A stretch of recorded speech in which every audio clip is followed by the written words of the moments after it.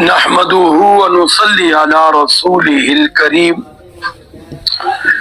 اما بعد فاعوذ بالله من الشيطان الرجيم بسم الله الرحمن الرحيم فاقبلوا اليه يزفون قال اتعبدون ما تنحتون والله خلقكم وما تعملون قالوا ابنوا له بنيانا فألقوه في الجحيم فأرادوا به كيدا فجعلناهم الأسفلين صدق الله العظيم. درود شریف پڑھ. اللهم صل على محمد وعلى آل محمد كما صليت على إبراهيم وعلى آل إبراهيم إنك حميد مجيد. اللهم بارك على محمد وعلى آل محمد كما باركت على إبراهيم وعلى آل إبراهيم إنك حميد مجيد. 23واں پارہ سورۃ الصافات اور رکوع نمبر 3 چل رہا ہے، اور آج کی آیات مبارکہ جو تلاوت کی ہیں وہ 94 سے 98 تک تلاوت کی گئی ہیں، اور ان کے اندر قوم کا اپنے تہوار سے واپس آنا اور ابراہیم علیہ السلام کا ان کو سمجھانا اور قوم کا ابراہیم علیہ السلام کو جلانے کا پروگرام بنانا، اس کا ذکر کیا گیا ہے۔ فرمایا کہ جب وہ قوم اپنے تہوار سے واپس آئی اور ان کو اپنے جھوٹے ان معبودوں کی خبر ہوئی کہ ان کو تو توڑ پھوڑ دیا گیا ہے، تو فَأَقْبَلُوا إِلَيْهِ يَزِفُّونَ، تو وہ دوڑتے ہوئے گھبرائے ہوئے ابراہیم علیہ السلام کے پاس آئے، کیونکہ دائیں بائیں سے ان کو یہ خبر ملی تھی۔ پیچھے سورۃ انبیاء میں اس کا ذکر گزرا ہے کہ ایک ابراہیم نامی شخص ہے جو ہمارے بتوں کی مذمت کرتا ہے، وہ ایک اللہ رب العزت کو ماننے کی دعوت دیتا ہے، ایک اللہ رب العزت کا نام لیتا ہے، تو اس لیے اسی نے ہی یہ کام کیا ہوگا۔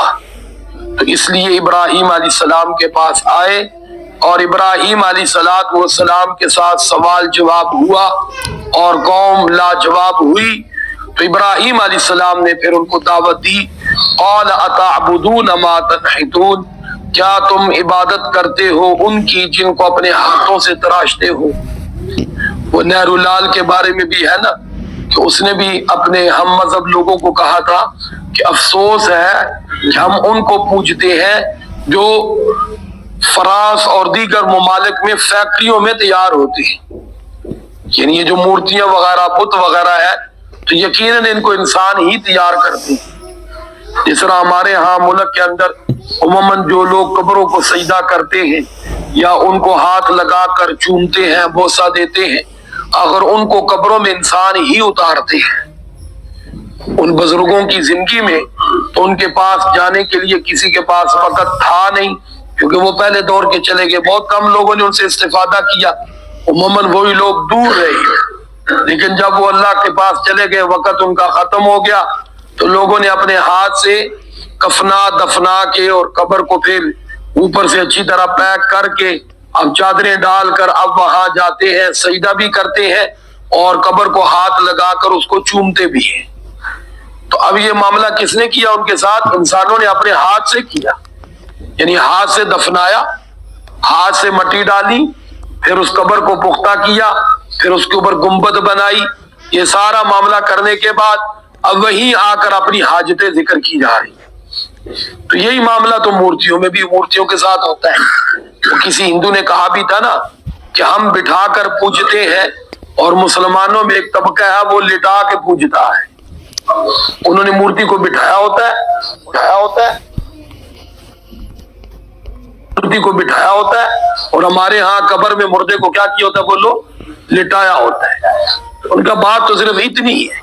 تو ان کی مورتیوں بھی اگر ان کے نظریے کے مطابق بزرگوں ہی کی ہے، ان کے نظریے کے مطابق، ہندوؤں کے نظریوں کے مطابق، ان کے جو بزرگ لوگ تھے یعنی ان کی نگاہ میں جو نیک تھے انہی کی ہے، ان کے ہاں بھی کوئی ایرا غیرہ کی نہیں۔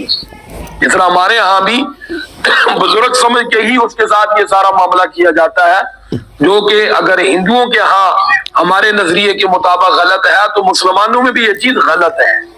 غلط ہی ہو، خواہ مسلمان میں ہو یا کافر میں ہو. تو بہرحال حضرت ابراہیم علیہ السلام نے ان کو سمجھایا کہ یہ ساری چیزیں تم ہاتھ سے بناتے ہو، اور پھر فرمایا تم اس ذات کو چھوڑتے ہو واللہ خلقکم، جس نے تمہیں پیدا کیا.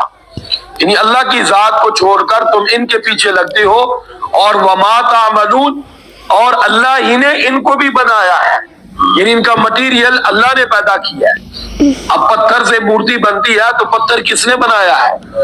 اللہ رب العزت. کوئی درخت سے کوئی چیز بناتا ہے تو درخت تو اللہ نے پیدا کی ہے. انسان اگر کوئی کام کرتا ہے تو انسان کو بھی اللہ نے بنایا ہے، صلاحیتیں اللہ نے دی ہے. حضرت ابراہیم علیہ السلام نے بڑے پیارے انداز میں فرمایا کہ اس ذات کو پوجنا چاہیے جس نے تمہیں بھی بنایا اور اس ساری کائنات کو بنایا. سجدہ تو اس کو کرنا چاہیے، فریاد تو اس کے سامنے کرنی چاہیے، مدد تو اس سے مانگنی چاہیے. مشکل کشا تو وہ ذات ہے جس کو اللہ کہتے ہیں. تو بہرحال اب قوم سے یہ بات ہضم نہ ہوئی.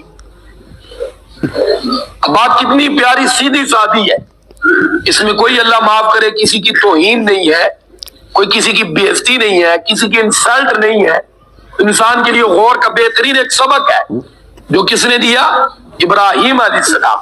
لیکن آپ جانتے ہیں کہ حق بات ہمارے استاد محترم ابھی جمعے میں حضرت فرما رہے تھے کہ حق بات جو ہوتی ہے نا وہ یقیناً کڑوی ہوتی ہے. ہاں جی. تو بہرحال اب یہ ان کو حق جو ہے وہ کڑوا لگا تو قالو کہنے لگے، ہاں قالو بنو لہو بنیان، کہنے لگے ایک عمارت بناؤ، ایک بڑا سا مینار تعمیر کرو، اس میں آگ جلاؤ، اور فَأَلْقُوهُ فِي الْجَحِيمِ، پھر اس آگ میں ابراہیم کو ڈال. وہ دوسری جگہ قرآن میں موجود ہے، کہنے لگے اپنے بتوں کی اگر تم نے مدد کرنی ہے آؤ اس کی مدد کرو، یعنی ابراہیم کو جلا ڈالو، ابراہیم کو ختم کر دو.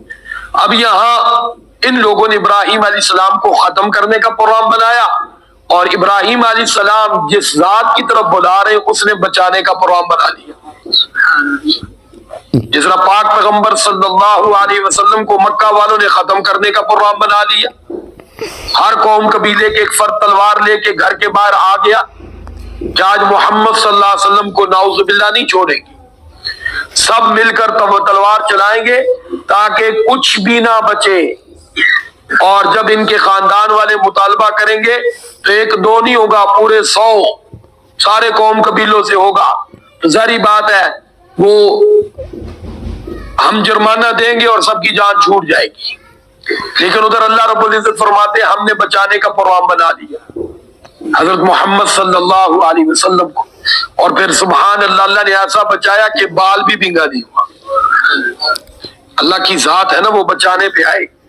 تو یہاں بھی اللہ رب العزت نے اپنی قدرت دکھا دی کہ حضرت ابراہیم علیہ السلام کو آگ میں ڈال دیا گیا اور ان کا مقصد تھا جلانے کا. اللہ رب العزت نے آگ ہم سے بچا دیا. قلنا یا نار کونی بردا وسلاما علی، فرمائیے تو ہمارے سب چیزیں قبضے قدرت میں. مجھے ابراہیم علیہ السلام نے شروع میں کہہ دیا تھا نا کہ واللہ خلقکم وما تعملون، کہ یہ جو کچھ تم بناتے ہو، جو کچھ یہ سب اللہ کے قبضے میں ہے. آگ جلائی انہوں نے ہے اور آگ کا کام بھی جلانا ہے، لیکن اللہ کی مرضی سے، جب اللہ چاہے. ورنہ وہی آگ اللہ بچانے پہ آ جائے تو اس آگ کے اندر سے بھی اللہ بچا دیتا ہے. ابراہیم علیہ السلام کو اس آگ میں سے بچا لیا. تو یہ اللہ رب العزت فرماتے ہیں فَأَرَادُوا بِهِ كَيْدًا، انہوں نے ابراہیم علیہ السلام کے بارے میں بری تدبیر کی، یعنی جلانے کا پروگرام بنا لیا. اور فَجْعَلْنَاهُمُ الْأَسْفَلِينَ، اور ہم نے انہی کو نیچے کر دیا، نیچا دکھا دیا، یعنی ان کے پروگرام کو ملیا میٹ کر دیا. ابراہیم علیہ السلام کو بچا دیا. ابراہیم علیہ السلام کو پھر کیا خوبصورت بچایا ہے کہ ابراہیم علیہ السلام سے جب پوچھا جاتا تھا کہ آپ کی زندگی کے بہترین دن کون سے ہیں، وہ فرماتے تھے آگ والے. کمال ہے بچانے کا. یہ کون بچانے والا ہے؟ اب آپ خود سوچو پھر آگ میں ابراہیم علیہ السلام کے ساتھ کیا معاملہ ہوتا ہوگا. وہ اللہ کے ساتھ ڈائریکٹ رابطہ ہو گیا۔ ہاں جی، وہ جو انسان کا ایک بہترین کمال ہے کہ انسان اپنے خالق کے ساتھ رابطے میں ہو جائے، جو اللہ نے مجھے اور آپ کو نماز کے ذریعے دیا ہے۔ ہاں جی، اور ہمارا بھی بہترین وقت زندگی کا وہ ہوتا ہے جو خشوع خضوع والی نماز کا ہوتا ہے، کیونکہ اس وقت انسان اپنے خالق مالک کے سامنے حاضر ہوتا ہے۔ تو اللہ رب العزت نے یہاں تک ابراہیم علیہ السلام کا ذکر خیر کیا، آگے ابراہیم علیہ السلام کی ہجرت کا آ رہا ہے، کیونکہ یہ ہجرت بھی انبیاء کرام علیہ السلام کی زندگی کا ایک اہم حصہ ہوتا ہے، کہ جہاں پھر رہنا مشکل ہو جائے پھر انبیاء کرام علیہ السلام کا ایک سفر ہجرت بھی ہوتا ہے، جو کہ حضرت ابراہیم علیہ السلام نے بھی کیا ہے۔ تو اس کا ذکر انشاءاللہ کل پڑھیں گے۔ تو ان آیات مبارکہ میں مجھے اور آپ کو یہ پیغام اللہ رب العزت نے دے دیا ہے کہ خالق میں ہوں، مالک میں ہوں، معبود بھی میں ہوں، مشکل کشا بھی میں ہوں، حاجت روا بھی میں ہوں۔ اس لیے ابراہیم علیہ السلام کا پیغام دعوت توحید تھا، اور اللہ رب العزت نے مجھے اور آپ کو الحمدللہ عقیدہ توحید دیا ہے، پر اس پر استقامت کی ضرورت ہے، اور اس کو شرک و بدعات اور رسومات کی ملاوٹ سے بچا کے رکھنا ہے اس عقیدے کو، اور خالص، جس طرح میں اور آپ چیز بھی خالص پسند کرتے ہیں تو خلاق عالم اللہ رب العزت بھی خالص پسند کرتا ہے، وہ بھی ملاوٹ کو برداشت نہیں کرتا۔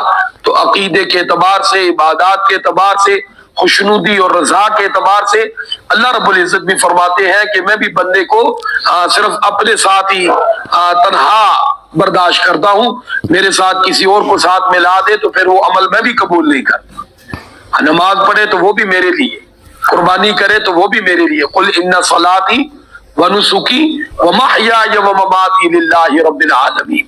حضور آقا صلی اللہ علیہ وسلم سے کہلوایا تھا کہ میرے محبوب دنیا والوں کو بتا دو کہ میری نماز، میری قربانی، میرا جینا مرنا اللہ کے لیے، تو یعنی میں بھی اللہ کے لیے جیتا ہوں، اللہ کے لیے مرتا ہوں، اللہ کے لیے نماز پڑھتا ہوں، اللہ کے لیے قربانی کرتا ہوں، میں بھی اللہ کے ساتھ شریک نہیں ہوں، اللہ کی بندگی کرتا ہوں۔